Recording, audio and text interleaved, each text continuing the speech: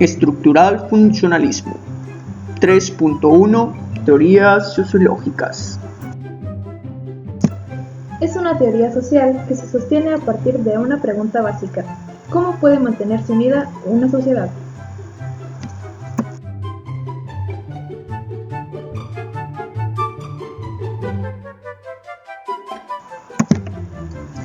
La sociedad está articulada como un todo, es decir, existe una relación de interdependencia entre sus elementos. Creemos que existimos como individuos independientes, pero en realidad participamos en un conjunto o estructura social.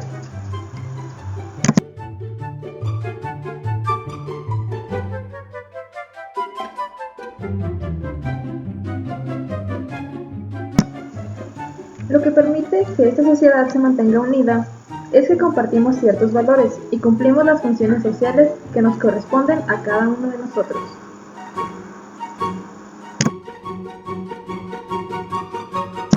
El estructural funcionalismo rechaza el estudio de los hechos parciales o individuales, sin conectarlos con un todo. Los hechos aislados deben conectarse a un conjunto más amplio para poder explicarlos. Concuerda con el marxismo y otras teorías sociales que analizan las estructuras o los sistemas para explicar los hechos concretos y en apariencia aislados. El segundo presupuesto metodológico del estructural funcionalismo, y que se desprende de lo que acabamos de exponer, es que un cambio en un punto de la estructura puede afectar a todo el conjunto en general.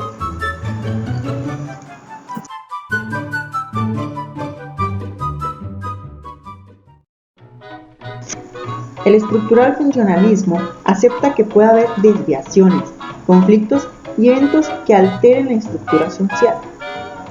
Mas, sin embargo, sostiene que la estructura tiene la capacidad de restablecer el equilibrio. Quizá en una institución como la escuela, por ejemplo, hay conflictos o problemas, pero finalmente la institución es capaz de mantenerse funcional. Es mucho más fácil que el equilibrio se mantenga si cada actor social cumple la función que le corresponde en la sociedad.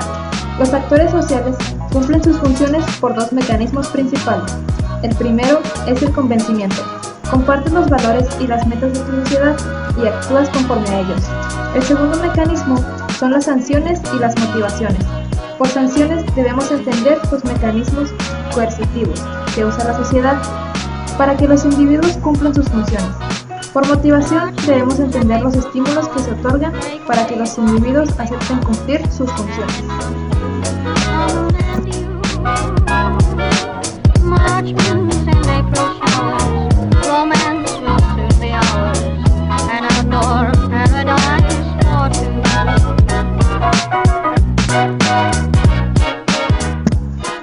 Dentro del estructural funcionalismo está el contexto, en el cual intervinieron tres grandes sociólogos, los cuales serán presentados a continuación.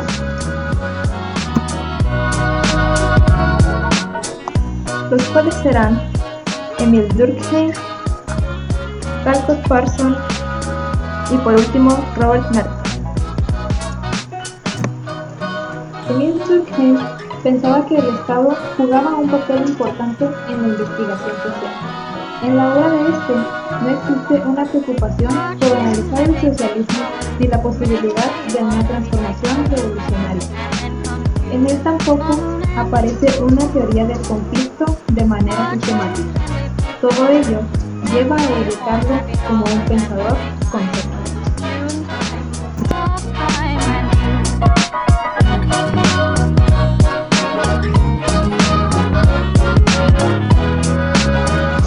Talcott Parsons nace en 1902 y muere en 1979, sociólogo estadounidense cuya atribución más notable fue la difusión del concepto de acción social. Comenzó a impartir clases de economía en la Universidad de Harvard. En 1931 pasó a enseñar sociología y en 1944 obtuvo finalmente la cátedra de dicha disciplina en Harvard, donde entre 1946 y 1956 fue jefe del nuevo Departamento de Relaciones Sociales.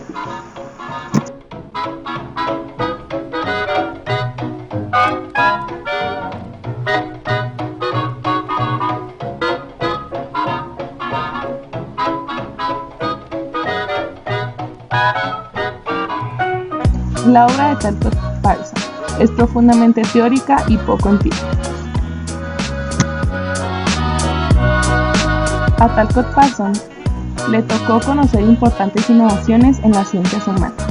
Así, Parsons intentó introducir los conocimientos de la cibernética y el psicoanálisis a su teoría del sistema social, con el objetivo de rebasar el funcionalismo clásico que utilizaba el modelo de la biología para analizar el comportamiento social.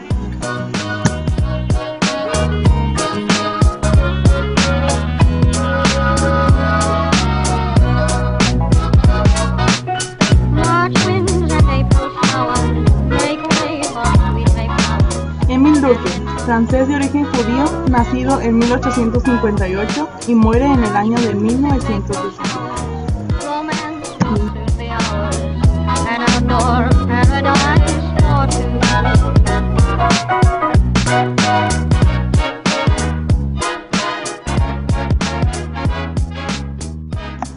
En 1893 publicó su tesis doctoral, La división del trabajo social.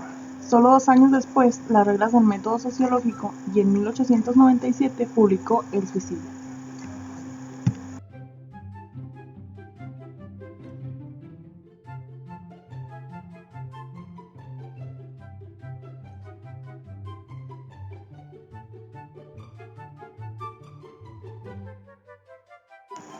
Ahora veremos cómo entiende la sociología cada uno de estos autores.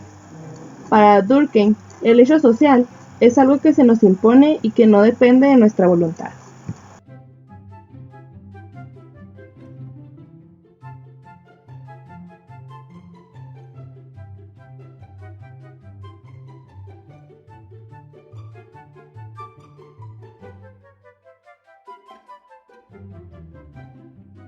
La segunda regla del método sociológico dice que hay que estudiar los hechos sociales como cosas. Por ejemplo, si estudias un fenómeno como la delincuencia, no debes dejar que tu rechazo moral a la delincuencia afecte tu juicio como investigador.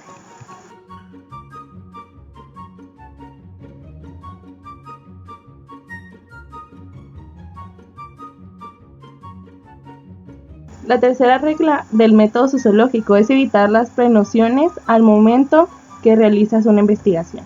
Si desde antes de hacer tu investigación ya tienes prenociones sobre este fenómeno, es posible que tu investigación sea influida por estos prejuicios y no produzcas una información científica.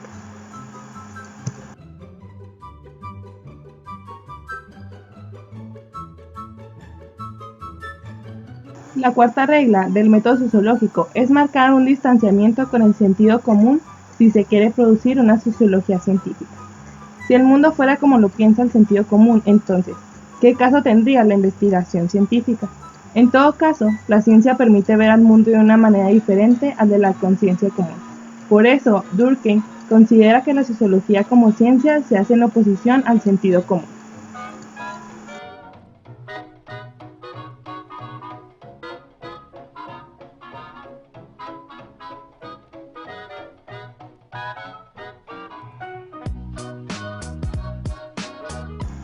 La quinta regla de Durkheim dice, hay que explicar lo social por lo social.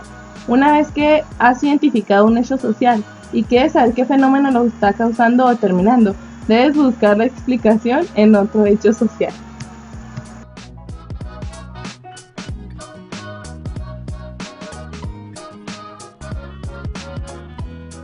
La última regla que veremos aquí es la que menciona que no debemos confundir la causa con la función de un fenómeno social.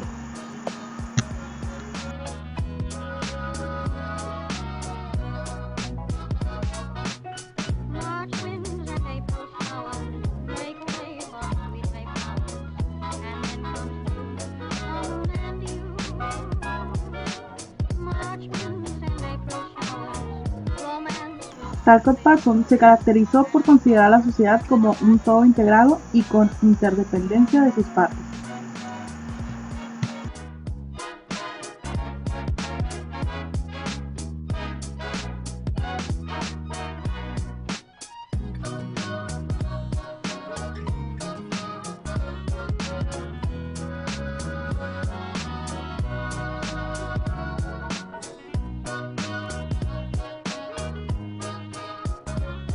Para Talcott Parsons, la persona es un individuo con disposiciones de necesidad, pero también un ser que posee una personalidad única con características muy particulares.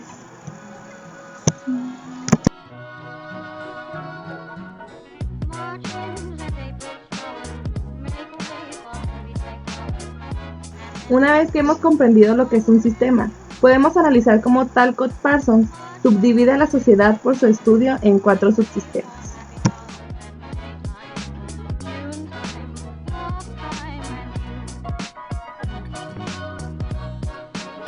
El subsistema social, es decir, los diferentes actores funcionando en reciprocidad y cumpliendo sus roles.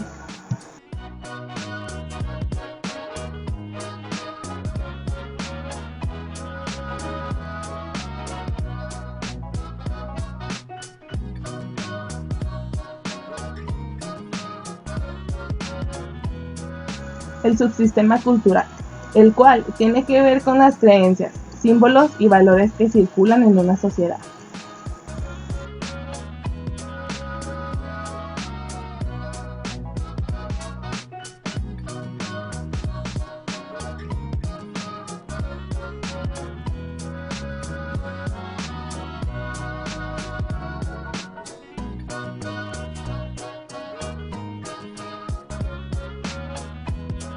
El subsistema de la personalidad, referido a las características específicas de los individuos en términos de sentimientos, afectividad y carácter.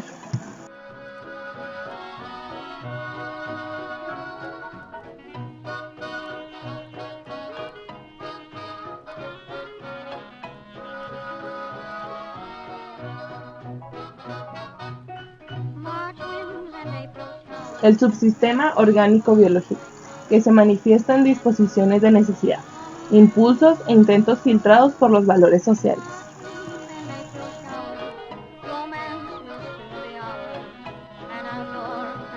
Parsons consideraba que todo sistema debe cumplir 4 funciones.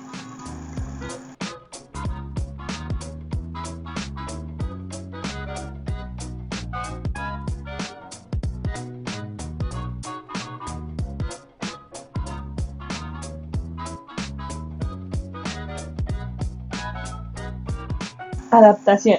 Los sistemas biológicos o sociales deben adaptarse a su entorno a la naturaleza.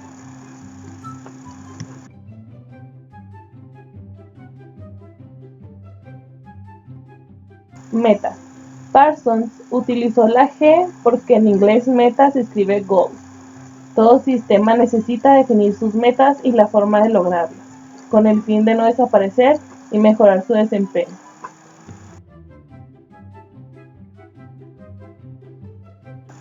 Integración.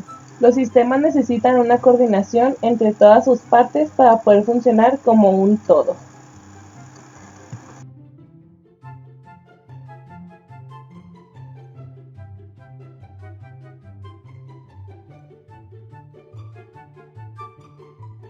Latencia. El sistema necesita mantener las pautas culturales que requieren los individuos para no ser disfuncionales al sistema.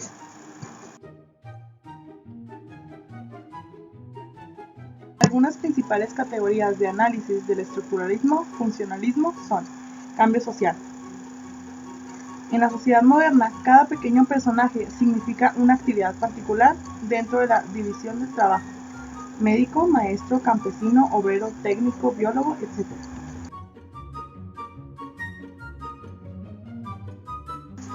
Las flechas indican que cada personaje depende y está interconectado con el otro personaje. Método comparativo. Existen algunos métodos básicos de comparación científica.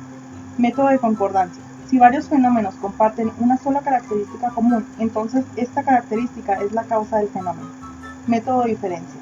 Pensemos en 2 situaciones iguales que tienen un elemento diferente. Método de variación. Un fenómeno varía de la misma forma y paralelamente a la variación de otro fenómeno.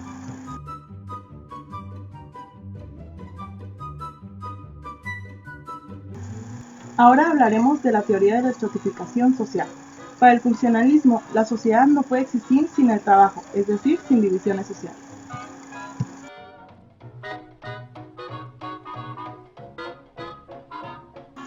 Para los estructural funcionalistas, el que diversas actividades sean recompensadas de maneras diferentes depende del grado de importancia que tienen estas actividades para el mantenimiento del sistema. Si continuamos con este razonamiento, entonces el médico ganará mucho más que el barrendero, porque la actividad del primero es mucho más importante para la sociedad.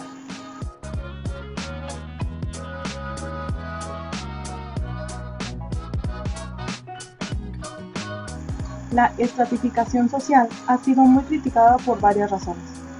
Estamos aceptando que hay actividades que son más importantes que otras para el mantenimiento de las sociedades.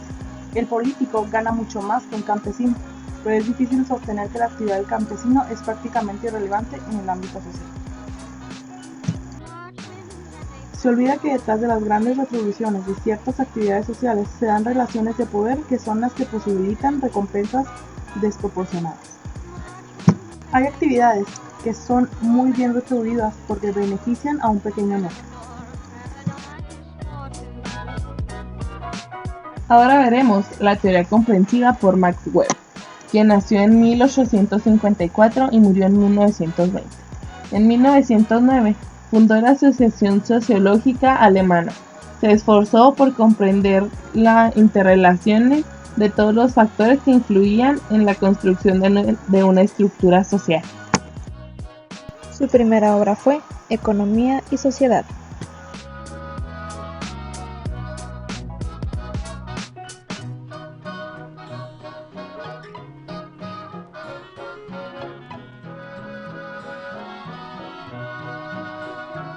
La teoría comprensiva no debe estudiar la opinión que la gente tiene de sí misma o sobre el mundo, porque esta opinión es subjetiva y puede estar influida por la ideología o una concepción de la realidad bastante fragmentada.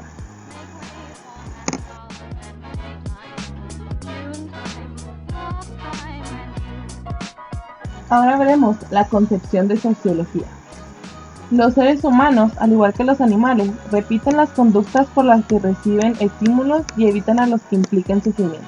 Sin embargo, Max Weber prefiere hablar de acción social porque una de sus características es que siempre pensamos antes cuál va a ser la reacción de otro agente social. Si tú resbalas y caes, esto no es una acción social, pero si tú intentas caerte delante de otra persona para asustarla o jugarle una broma, ya estás enfocando en acción social porque anticipas la posible respuesta del otro. La acción social implica sentido, anticipación, valores, etc.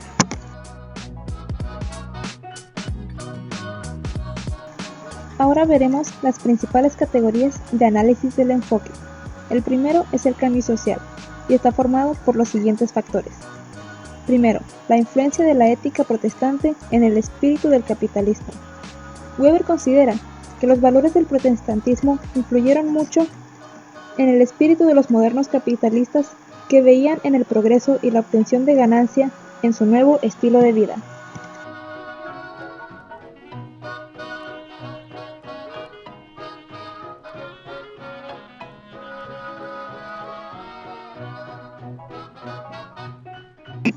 Ahora veremos la racionalidad. Weber observa también que en muchos campos sociales como el arte, la administración, la economía y la forma de gobernar se empieza a imponer un modelo racional de pensar el mundo.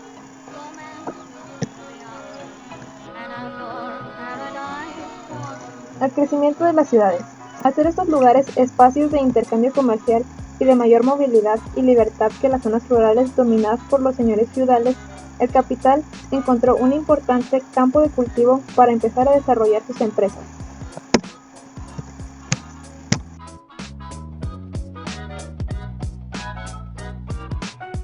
La consolidación de una economía basada en el dinero, donde los servicios directos y los tributos empezaron a ser sustituidos por transiciones basadas en la moneda que como medio de cambio general también es un factor que explica el desarrollo capitalista.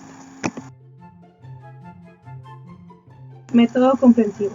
Investigar el sentido y las motivaciones de la acción social.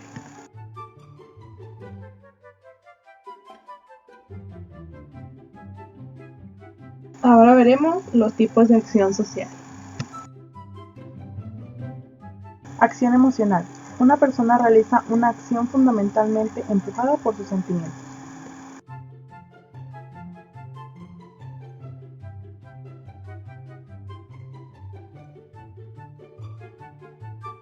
Acción tradicional. Una acción en función de una costumbre profundamente arraigada, por ejemplo, el Día de Muertos.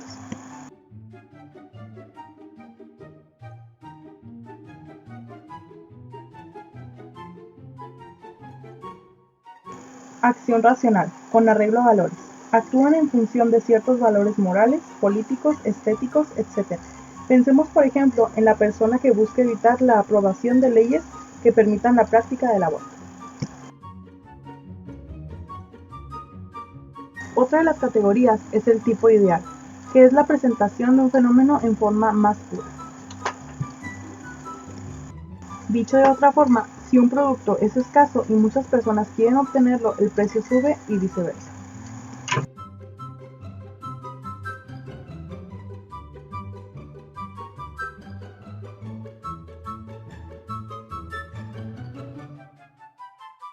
Y la última categoría, neutralidad axiológica. Max Weber sostiene que el investigador no puede escapar de su subjetividad y sus valores al momento de elegir su tema de investigación.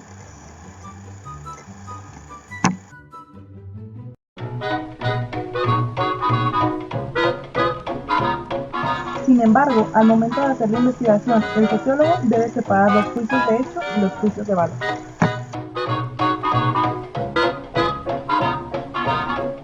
El sociólogo debe guardar una neutralidad axiológica, porque él no se puede pronunciarse por lo bueno o lo malo de los fenómenos sociales, debe limitarse a estudiarlos científicamente.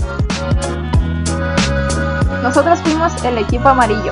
Nuestro equipo está conformado por Cristina, Yuridia, Elizabeth, Jorge, Perla y Maite. Gracias por su atención, si es que nos pusieron. Gracias. Esperamos que les haya gustado. Bye. Ojalá nos exenten.